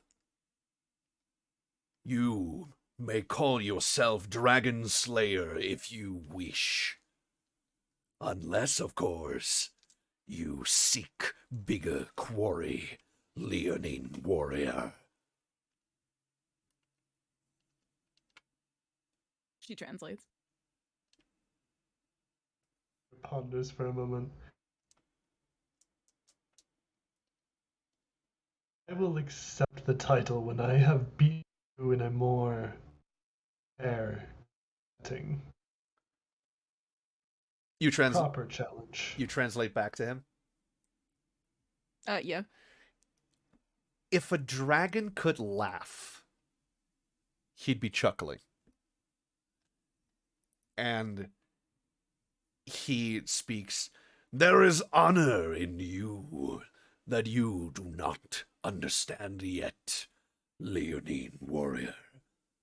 We will meet again, and I will not be so easily defeated. he extends his wings, and he turns to Celestine and says, Your village's patrols will no longer be attacked. I have sated my hunger for a true challenge. Till we meet again, Gimnir Dragon Slayer. and he beats his wings and begins to fly away. And Thalion, you all see that Thalion is just like watching as he goes. And the power of awakening dissipates, and he returns to his regular form.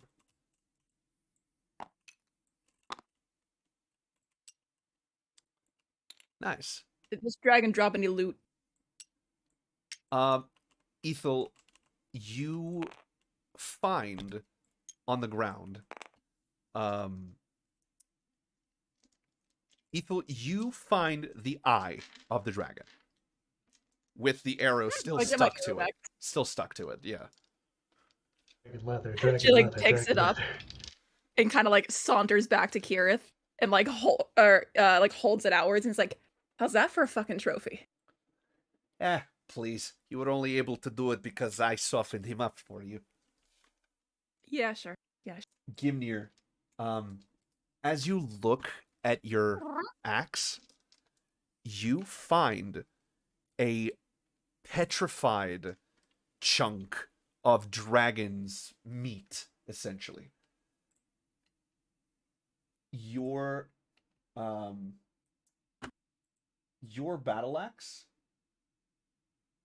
what was its level? Or is it just a regular battle axe? I think this battle axe was just a regular battle axe. Your battle axe is now a +1 battle axe. Hell yeah. The sheer heat from Thalion and the combination of that plus the impact plus the sheer amount of flesh you tore off of this dragon, they petrified and they melded with the steel of your battle axe. It's gnarled and twisted, but it is now a dragon slayer battle axe. Oh, that's so badass. And it won't only be a +1 if I'm not mistaken. Let me Dragon Slayer. Oh, okay. There's no Dragon Slayer battle axe on D&D Beyond, but I will add it. A dragon that when you hit a dragon with this weapon, the dragon takes an extra 3d6 points of piercing damage. For the purpose of the weapon, dragon refers to any creature with the dragon type, including dragon turtles and wyverns. And it's a +1 bonus to attack and damage rolls. Okay, so I will fix that for you. Hell yeah. I will be back in a couple minutes. I just gotta go talk to somebody different. Chat real quick. Okay. Break time? Yes, break We've been time. at it for a while. 2 hours. Remember to get a drink, everybody. Yeah, Hydrate. let's take Hydrate or dihydrate. exactly. Yeah. Let's take a 5-minute recess. Can we make it a 10-minute one? We need to get some food. Sure, sounds good to me. We'll be back in 10 minutes, everybody. See ya. Bye.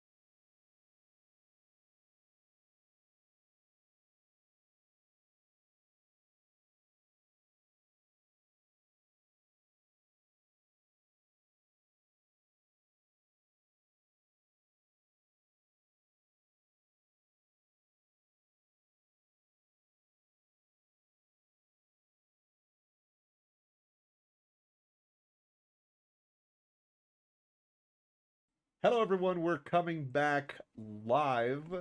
We weren't just talking about furry stuff. That never happened. Welcome back to Wyndburgh. Glad to be here. Also, I just want to draw everyone's attention to the fucking miniatures for Thalion. Look That's at my fucking baby. look at that. Look how fucking cool it looks. Yeah, so Thalion being awakened, I've had this planned for a long time, and it just never happened that Ethildon was on top of him while she awakened. And I was very much waiting for the moment that happened. Thankfully it did, because it's one of my favorite fucking things on the planet. I am back. Hello. Welcome back, Mr. Feline Meteor. Yeah, I came up with this plan like 20, like 5 minutes before we did it. I'm very proud of you. And I was telling Emily, like, this is the stuff that I've been waiting for you guys to start doing. Like, that's why I made these mechanics. I'm really trying to get more into like narrating the stuff that I do because I feel like that's just gonna engage the audience a bit more and it's gonna just help me have a little bit more fun in session. I am really enjoying how active you're being, Rowan. Like, genuinely. I really, really, really enjoy how active you've been with descriptions, with actions, with, just character dialogue. I really, really appreciate it. You're doing really well, man. I've been getting really into Gimnir. I'm still figuring him out, but I think that's kind of the whole point of this journey is to just figure the character out. Yeah, hell yeah. Oof. I feel like Besties, I've been. my laptop is gonna die and my charger is in the trailer. What do I do? You put a jacket on and you run to the trailer. Yeah, go get your charger. It'll be real quick. You're good. I mean, it has been 2 hours. We can call the session here. And we leave on the cliffhanger that y'all have to talk to the giant woman. Is the big woman still here? Yeah.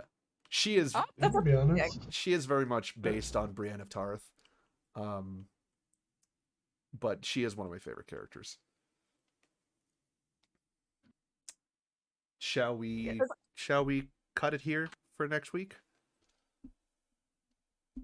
That is up to the gang. That is up to the gang. I will absolutely go get my charger if the gang wants to continue. What do y'all think? I'm happy to keep the ball rolling, but I'm also happy to end session. I really don't have a preference. Okay. The battle was pretty cohesive. Yeah, I think. What do you think, Czar? I'm okay if we end it, but I'm also okay if we keep going. Okay. Gimnir, what do you think? Pretty much of the same mind, but because everyone's on the same mind, I think I'm good for like another hour. I see. I think. Like I'm satisfied with where we're at right now. Yeah, I think I'm gonna call it because, just because it was a very cohesive battle, it was a very cohesive session, and I'd rather end on a high note with a cool cliffhanger, for next session. We are so goddamn close to where we need to be. Before we end off, What's up? I'd like to walk over to Gimnir and give him a high five. Hell yeah. Put Oh inspiration. yeah, give me high fives back. Inspiration on your pages immediately. But also, can we get like a cool little stinger line from Sexy Giant Lady? And then like the black. Among Us, Joe Okay. Biden. Yeah, no, I have a line. She, as she watches Wheelersfraug fly away, she turns over to you all. She takes a moment. She looks at you, Ethildon, and looks at Thalion. A drake worm, innit? Well, Slayer's definitely gonna want to talk to all of y'all now. And we'll end it here. Slayer, my belayer. I do have his character model ready. Is a Doom guy. Look at him. I like the little jumpy jumps when you just like single clicked on him. He's emoting on the bad boys. I do have. Here. Go on and moat on him. Oh my god, why do you have that? Because I can make him go way too fast. Look. Very. And if he does this for too long, there's gonna be a problem. If he goes too much, look. Did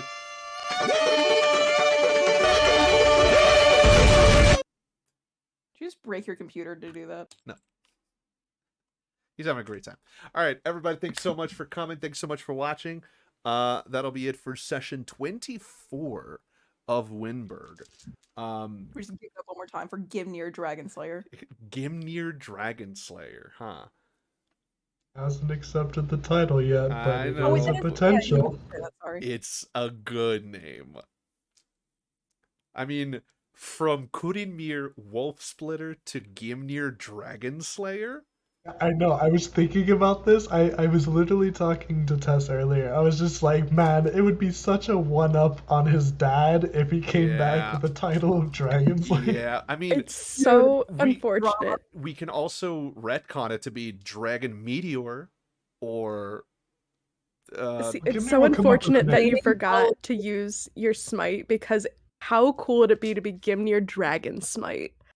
I mean, Oh. we can have Yeah. that because Gimnir, you're the one that chooses your name.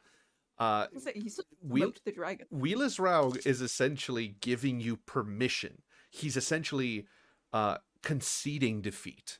It's not that just because you didn't kill him, like he's saying, no, you beat me. Like, if you want to use that name, you can. He's giving you permission to do it. So if you want to change it to Dragon Smiter, Dragon Smite, Dragon Slayer, Dragon's Bane, yeah, Dragon Meteor, fucking Gimnir Falling Star, like there's so many different ones that you could use. Give me, I mean, okay, that one's a good one, but give me a week, I'll have a decision by next session. All right. Oh my god, Gimnir's getting a surname, you guys. Oh, I've been Has waiting a for giant this. white dragon on his pauldron. Like, how cool is that? Oh my god, like just a cool fucking decal of a white dragon. Yeah, like a sigil of a curled up white Oh. dragon. Man, Kurinmir is gonna shit his fucking britches. I'm excited for that. Alongside the Dragon's Bane axe. Like, oh, I want to draw it so bad. You do have a Dragon Slayer axe. You can call it whatever you want. So, give it some thought. Give it some thought, Gimnir. I haven't Like, had a good time to pull out my call it blicky yet. Discord Bane.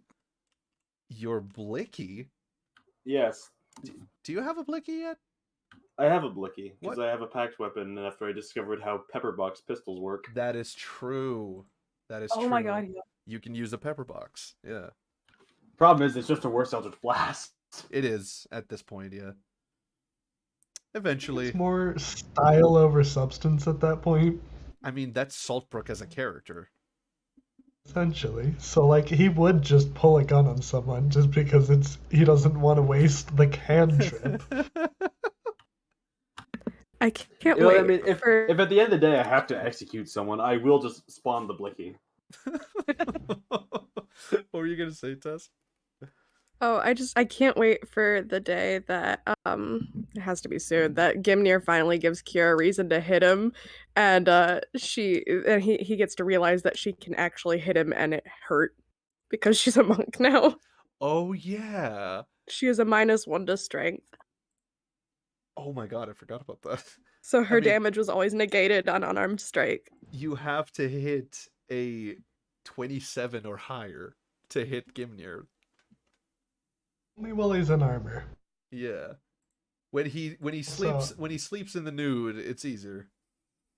So I would like to make note, I do have 420 Outer Haven GMPs, so, okay, losers. All right, everybody. Thank you so much for coming. I'm very happy. If you have any questions, suggestions, ideas for post session, please make sure to DM them to me. I had a ton of fun. Hell yes. We will. So that session sheet, you can do the Google Sheet thing. Yes, absolutely. You can always fill out the form. for today's session, let me know. And yeah, I will see you all next weekend for session 25, a quarter of 100, man. Ooh. And that's what I'm turning this year. Oh man, that's nuts. Damn. 24 sessions, and Gimnir finally gets his surname. That is what a momentous occasion. He's just gonna be like, but could I get something better? I mean, that's the thing, right? If A you Rask player. if you want to not take it, just bear in mind Wheelus Raug is going to take it really personally. Dragons are He'll be a very little bit angry. very proud creatures, so not taking his defeat as your greatest achievement is going to be insulting to him. This is not to dissuade you. I'm just letting you know that I will say, there are consequences. Nir has 8 intelligence. We will see how this goes. I'm going to pick the most in character thing. Fair enough. Ithel's like talking to the dragon. Please, he's a little stupid. Please don't take it personal. What do you mean don't take it personal? He squashed me like a goddamn gecko, and he refuses to take that as a win. I am a goddamn dragon. And Thalion is like, come on, man, it's not that bad. You're not even a real dragon. It's He not doesn't that even deep. go here. It's not that deep. It's not that He deep. starts crying. I was supposed to be the king of the high eyes. All right. All right, everybody. Thank you. Have a good night. Sleep You tight. too. Thanks, Rod, for Session. DMing. Thank you, Rod.